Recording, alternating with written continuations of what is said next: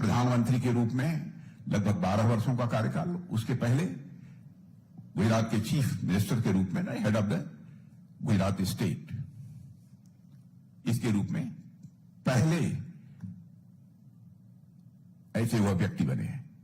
और इतने लंबे समय तक पब्लिक लाइफ में रहने के बावजूद एक्सेप्टेंस और पॉपुलैरिटी दोनों में किसी भी प्रकार की कोई गिरावट नहीं आई है, बल्कि मैं कहूं कि लगातार उनकी पॉपुलैरिटी बढ़ रही है, तो यह कहना भी एग्जेगरेशन नहीं होगा।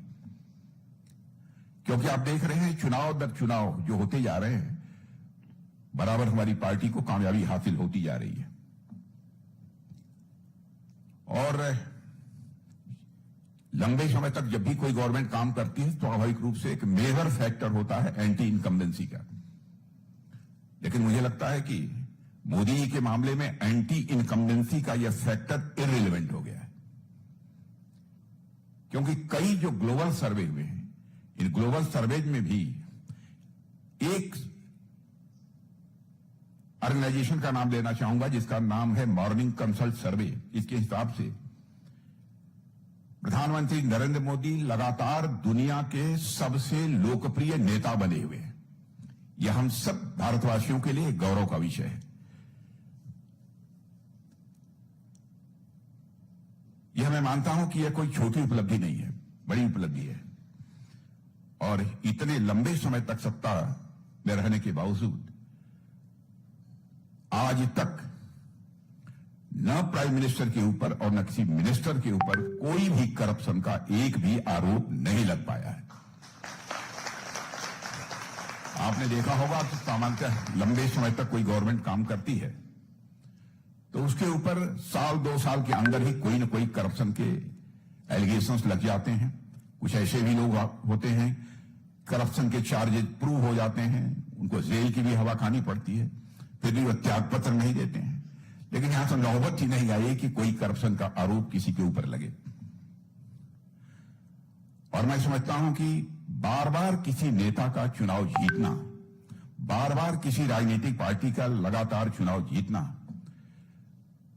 यह केवल एक पॉलिटिकल विक्ट्री नहीं है, यह एक राजनीतिक जीत नहीं है, बल्कि मैं समझता हूं यह पब्लिक ट्रस्ट किस हद तक उस लीडर के प्रति है, उस पॉलिटिकल पार्टी के प्रति है, इसका यह स्पष्ट एक संकेत होता है।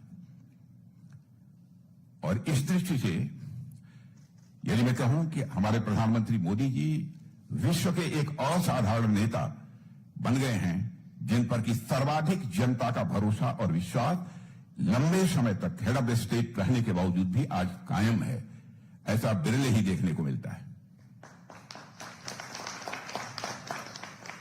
और साथियों, हमारी सरकार के विकास के मॉडल को आज अर्थशास्त्री न्यू वेलफेयरिज्म यानी कल्याणकारी राजनीति का एक नया मॉडल कह रहे हैं, जिससे लोगों का जीवन बेहतर हो रहा है, ईज ऑफ लिविंग बढ़ती जा रही है, सेल्फ रिलायंस बढ़ रहा है, इंक्लूजन बढ़ रहा है, इक्वलिटी बढ़ रही है, और साथ ही साथ जिस सोशल जस्टिस के हम टारगेट को अचीव करना चाहते हैं, हम सोशल जस्टिस के भी टारगेट को हम अचीव करते जा रहे हैं। इसके पहले 12 वर्ष पहले जब नरेंद्र मोदी जी ने भारत के प्रधानमंत्री के रूप में जब शपथ ली थी, तो साथियों शायद ही किसी ने कल्पना की होगी कि आने वाला डिकेड भारत के इतिहास में एक ट्रांसफॉर्मेटिव डिकेड होगा।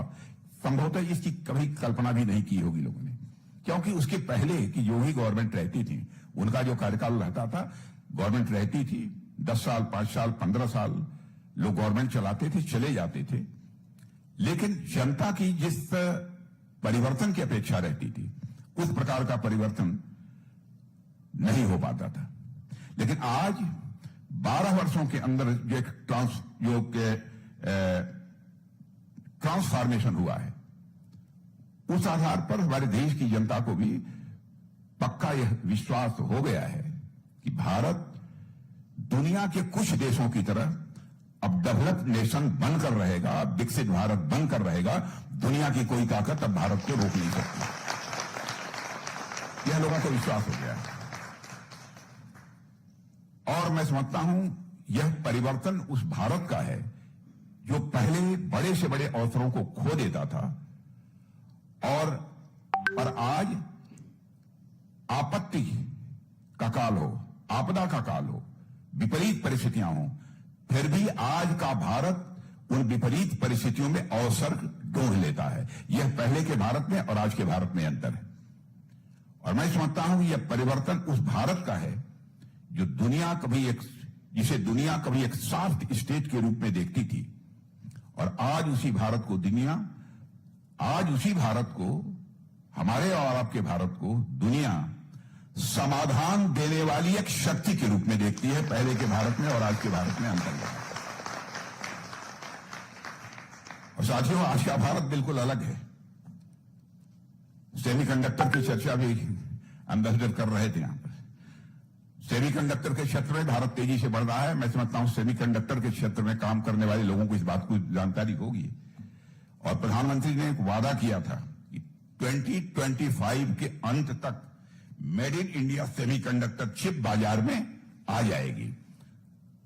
और इस वादे को पूरा करते हुए आप सबको भी जानकारी होगी, सेमिकॉन इंडिया 2025 के कॉन्फ्रेंस में भारत में विकसित विक्रम 32 बिट प्रोसेसर चिप प्रधानमंत्री मोदी जी को भेंट कर दी गई।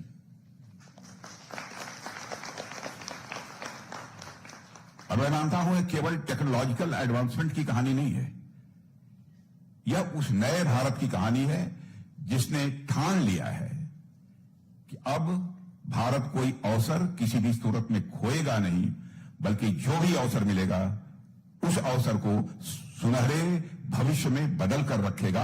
आज यह भारत के पास ताकत है, आज यह भारत के पास कुवत है। साथियों, बातें बहुत हैं। मैं सोच रहा हूं कि मैं भाषण दूंगा, बड़ा लंबा, घंटे 1.5 घंटे का भाषण हो जाएगा। प्रॉब्लम हमारे सामने, मैं सब छोड़ता जा रहा हूं।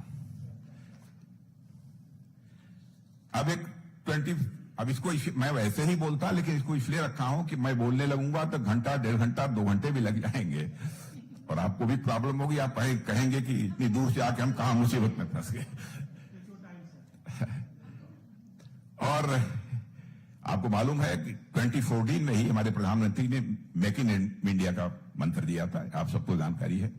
उस समय से माना जाता था केवल भारत में मैन्युफैक्चरिंग को बढ़ाने की दृष्टि से प्रधानमंत्री ने मेक इन इंडिया की बात कही है।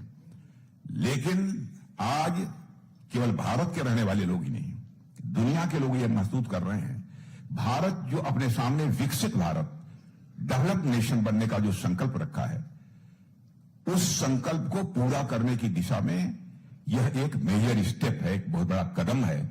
आज सारी दुनिया भी मानती है। 2014 में 2014 से पहले हम सुई निडल से लेकर शिप तक, टॉय से लेकर टैंक तक सब इंपोर्ट करते थे। छोटी चीजें से लेकर बड़ी थी, सब कुछ इंपोर्ट करते थे। लेकिन आज हम शिप से लेकर सेमीकंडक्टर तक, मोबाइल से लेकर मिसाइल तक और ड्रोन से लेकर सारी वैक्सीन तक यदि कहीं बना रहे हैं, आपके, हमारे देश के, भारत देश में बना रहे हैं।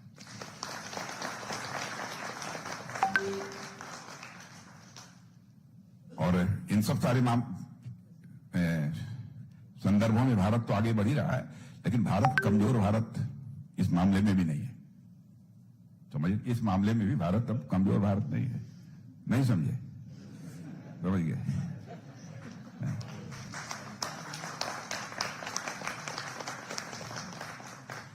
और मैं याद दिलाना चाहता हूं, 2014 का भाषण आपने देखा होगा, तो उस समय भी हमारे प्रधानमंत्री ने कहा था, भारत के खिलाफ साजिश करने वाले अथवा भारत के खिलाफ आतंकवादी गतिविधियों में हिस्सा लेने वाले लोगों को अब अपना रास्ता बदल लेना चाहिए,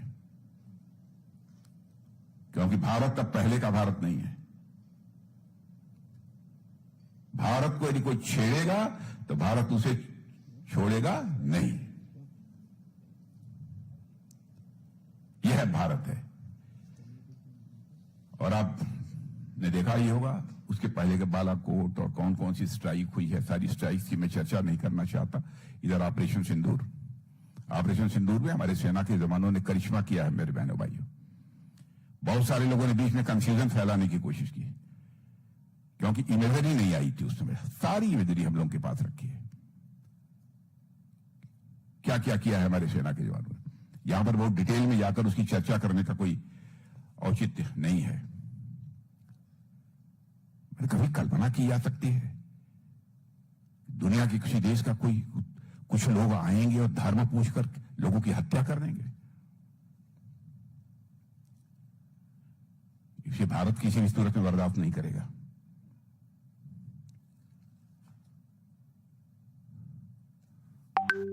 और यह बात सच है कि भारत एक रिस्पांसिबल न्यूक्लियर पावर है, और भारत ने हमेशा नो फर्स्ट यूज की पॉलिसी में अपना विश्वास रखा है, और अंतर्राष्ट्रीय मंचों पर उसे बराबर फॉर्मली हमने दोहराया है। नो फर्स्ट यूज की पॉलिसी सबको एक्सेप्ट करनी चाहिए।